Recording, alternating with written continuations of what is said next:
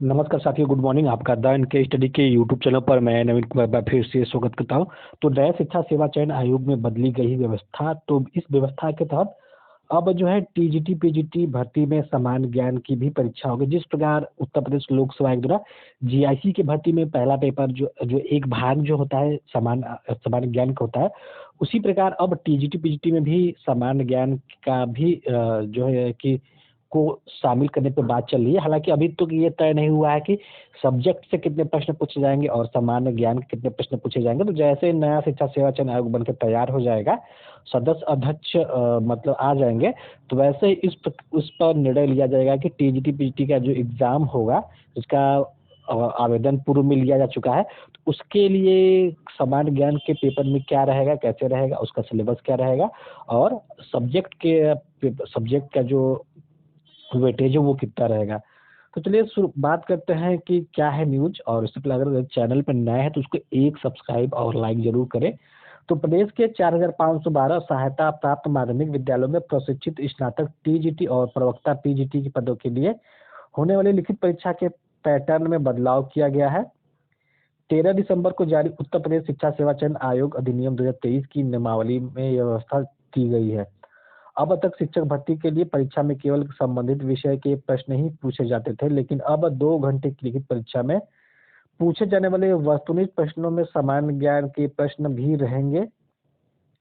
इससे अभ्यर्थी के विषय ज्ञान के अलावा सामान्य ज्ञान का भी परीक्षण हो सकेगा। हालांकि अभी यह साफ नहीं है कि प्रश्न पत्र में कितने प्रश्न विषय से और कितने सामान्य ज्ञान के होंगे। प्रशिक्षित स्नातक की भर्ती सिर्फ लिखित परीक्षा के आधार पर होगी, यानी टीजीटी की जो परीक्षा होती है केवल और केवल लिखित परीक्षा है, यानी लिखित परीक्षा में मेरिट के आधार पे ही सिलेक्शन होता है। जबकि प्रवक्ता अर्थात पीजीटी का जो एग्जाम होता है उसमें लिखित परीक्षा के अलावा इंटरव्यू भी होता है।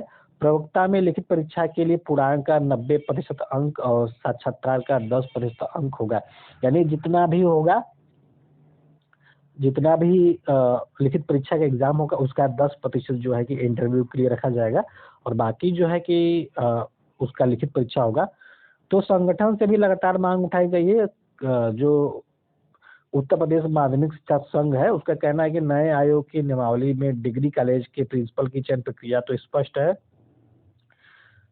है कि लिखित परीक्षा शैक्षिक प्रदर्शन सूचकांक तथा साक्षात्कार के अंकों के आधार पर होता है, किंतु एडेड माध्यमिक विद्यालयों के प्रधानाचार्य की चयन प्रक्रिया को स्पष्ट नहीं किया गया है। जबकि संगठन के द्वारा प्रधानाचार्य की भर्ती में लिखित परीक्षा की लगातार मांग की जा रही थी तथा निदेशालय ने प्रस्ताव भी भेजा है। तो आपको बता दें, नया शिक्षा सेवा चयन आयोग के लिए अध्यक्ष व सदस्य पद के लिए विज्ञापन जो फॉर्म है निकाला जा चुका है और उनको 25 दिन का टाइम दिया गया है। जो भी अध्यक्ष व सदस्य पद के लिए एलिजिबल होंगे वे अपने फॉर्म को जो है कि आयोग को अ, शिक्षा जो शिक्षा भर्ती कराता है उसको भेज सकते हैं। उसके बाद सर्च कमेटी द्वारा कुछ नामों को छांटा जाएगा और फिर उसके बाद मुख्यमंत्री जी के पास उसको भेजा जाएगा। फिर वहां से जो है कि फाइनल अप्रूवल मिलेगा कि किन्हें अध्यक्ष बनाया, किन्हें सदस्य बनाया। तो ये प्रक्रिया जो है कि अभी तक 15 जनवरी तक जो है कि फॉर्म का डेट ही है। 15 जनवरी तक जो है कि रजिस्टर या स्पीड पोस्ट से अपना फॉर्म लोग भेजेंगे जो भी एलिजिबल होंगे इसके सदस्य व अध्यक्ष बनने के लिए। उसके बाद जो है कि छटनी का कार्य शुरू होगा। तत्पश्चात जो है कि उम्मीद है कि जनवरी लास्ट तक जो है कि नया शिक्षा सेवा चयन आयोग को नए अध्यक्ष व नए सदस्य मिल जाएंगे और यह फरवरी से कार्य करना प्रारंभ कर देगा। और उम्मीद ऐसा भी है कि जो टीजीटी पीजीटी और असिस्टेंट प्रोफेसर की भर्ती प्रक्रिया पिछले 1.5 साल से लटकी हुई है बिना वजह के, तो उसको जो है कि शुरू करेगी। अब मांग भी उठाई जा रही है कि क्यों ना फिर से जो है कि इसको अपडेट किया जाए। जो वैकेंसी पूर्व में आई थी अब इसको फिर से अपडेट किया जाए, क्योंकि 1.5-2 साल में काफ़ी वैकेंसियाँ जो खाली जो है कि रिक्त रह गई। अर्थात बहुत सी रिक्तियाँ जो है कि अब इसमें जोड़े जाने की बात चल रही है कि जो रिटायर हुए हैं या किन्हीं कारणों से जो सीट है वो रिक्त रह गई, तो अब इसको फिर से जो है कि पुरानी वैकेंसी में जोड़ दिया जाए और इसके लिए विंडो खोला जाता है कि नए अभ्यर्थियों को इसके लिए आवेदन करने का मौका मिले। फिलहाल ये तो बात की बात है कि जब नया आयोग बन जाता है तो इस पे अध्यक्ष व सदस्य क्या निर्णय लेते हैं। तो 36 पेज की नियमावली प्रिंसिपल भर्ती का नियम नहीं है। 13 दिसंबर को जारी नया शिक्षा सेवा चयन आयोग की 36 पेज की नियमावली में सहायता प्राप्त हाई स्कूल और इंटर कॉलेज में प्रधानाध्यापक व प्रधानाचार्य भर्ती का नियम ही नहीं है। नियमावली जारी होने के बाद से प्रधानाचार्य के पद के दावेदार शिक्षकों में संशय की स्थिति बनी हुई है। उत्तर प्रदेश माध्यमिक शिक्षा सेवा चयन आयोग बोर्ड एडेड कॉलेजों में संस्था प्रधान के पदों पर भर्ती इंटरव्यू के आधार पर करता है, जबकि हाल के वर्षों में इंटरव्यू व्यवस्था में भ्रष्टाचार की शिकायत करते हुए शिक्षक जो है लिखित परीक्षा से प्रधानाचार्य भर्ती की मांग कर रहे हैं। नियमावली में सहायता प्राप्त स्नातक एवं स्नातकोत्तर महाविद्यालयों के प्राचार्य भर्ती के लिए तो कायदे कानून बताए गए हैं, लेकिन हाई स्कूल और इंटर कॉलेज को लेकर स्थिति स्पष्ट नहीं है।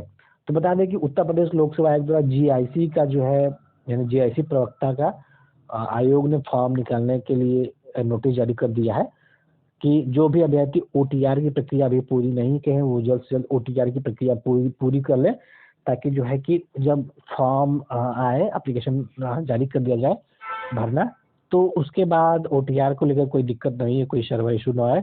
तो इसीलिए आयोग ने आगाह किया है कि जो भी अभ्यर्थी पीसीएस 2024 को फॉर्म भरना चाहते हैं, जो भी अभ्यर्थी जीआईसी इंटर कॉलेज प्रवक्ता, जो भी अभ्यर्थी जो है कि डिग्री कॉलेज यानी जीडीसी यानी डिग्री कॉलेज में असिस्टेंट प्रोफेसर बनने के लिए योग्य है उनके लिए है।